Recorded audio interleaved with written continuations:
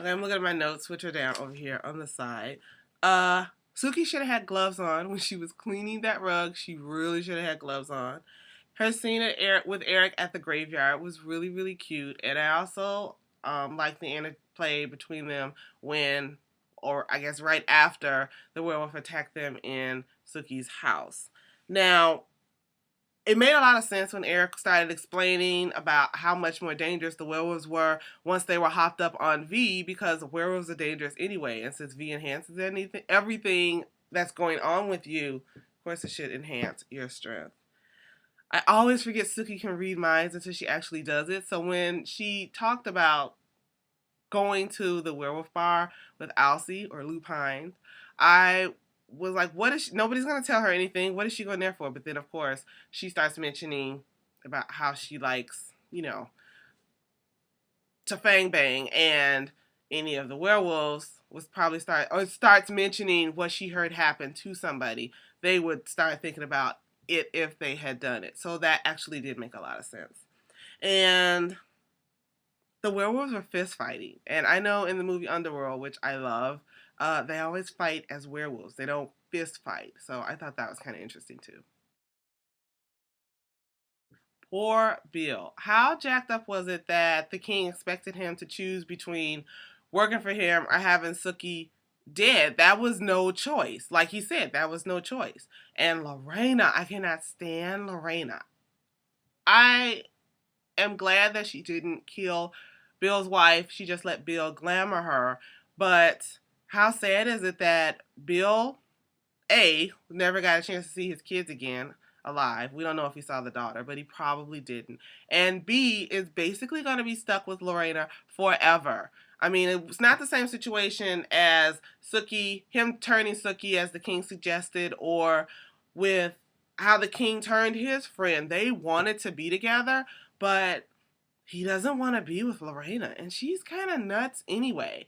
And the final scene with the two of them, I did not put a screen capture in of what he did to her, because if you haven't seen it, you need to see it. That was unbelievable. And I always forget how much violence they're capable of, but that was something else.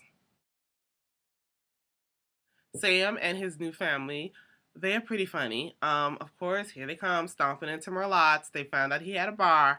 There they are. Sam made it clear, at least in my opinion, that he was not happy to see them there and they shouldn't be popping in. I don't know if they got it or not. Of course, his brother was the first to point out he doesn't want us here, but I don't think the mom or the dad really heard that. Now, when they started acting how they usually always act, at least in the case of the father and the son, they had to go. And then later on, it's clear that his brother came back.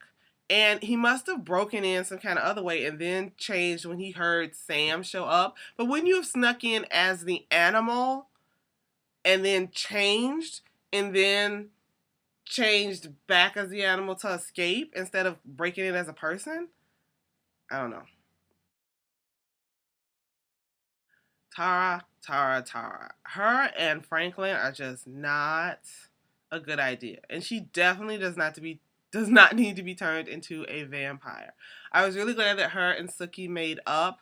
And it was really nice of Suki to pay for the funeral, because it does make sense. At first I was thinking, why doesn't she know when the funeral is? But I'm sure she assumed that the state was just going to take care of Eggs because he didn't have any next to kin, and Tara doesn't have the money to pay for a funeral. So that was really nice of Suki to come, and I'm glad they're friends again.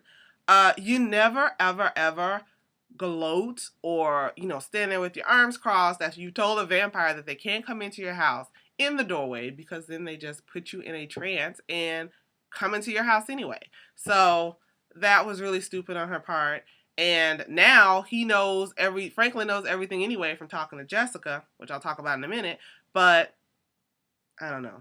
I want to know what Franklin wants. And when did Lafayette start working on the road crew? Did I miss that last season? I was so shocked to see him standing there. And when did Jason become a supervisor? So I also am really curious as to why Eric gave Lafayette that car, and how he was not pressing Lafayette to turn up the money that the queen so desperately needs, so the IRS gets off her back. I want to know what his motive was to give Lafayette that car. Well, Eric and Pam, I'll talk about Pam when I talk about Jessica. But Eric, it was really funny that, he's got basically werewolves owing him debts. So that's how Alcy ends up bodyguarding for Sookie. And did you catch Sookie's look when she got a good look at Alcy? Yeah, I totally understand that, Sookie. Totally understand it. Now, I also want to know, still, why did you give Lafayette that car? We have to find out why he did that. And I just need to know.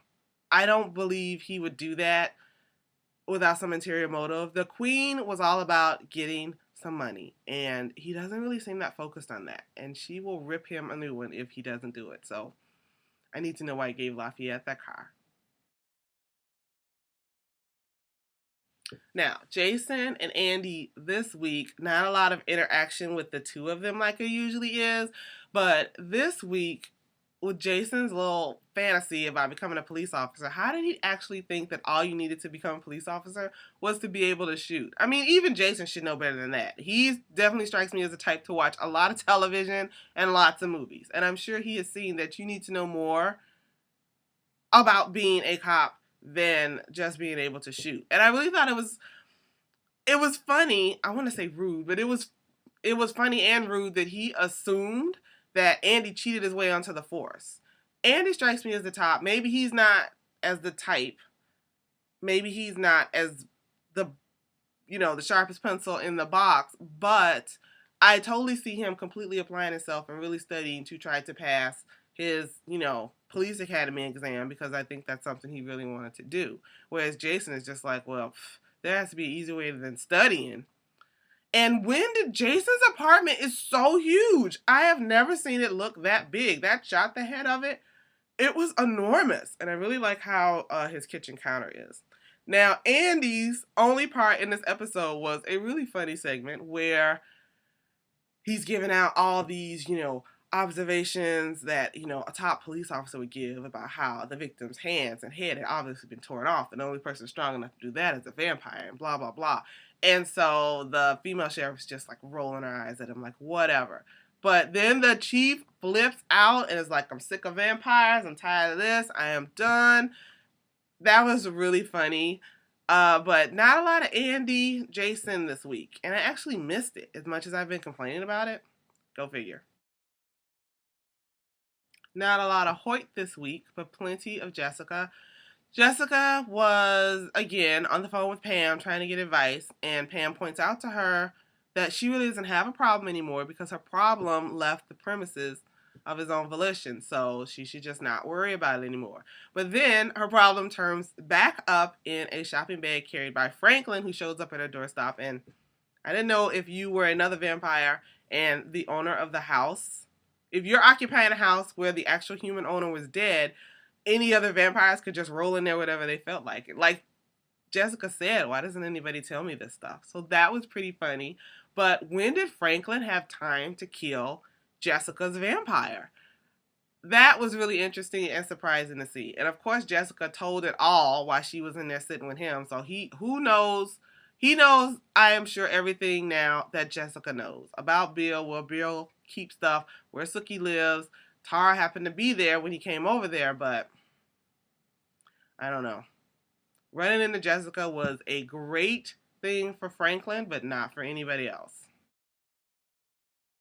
Have to mention Arlene this week. She found out she was pregnant. Of course she's pregnant. Everybody in the town was sleeping with everybody else when Marianne was there. And she didn't tell Terry the truth. She just let him believe it was his. So let's hope it comes out looking like one of them.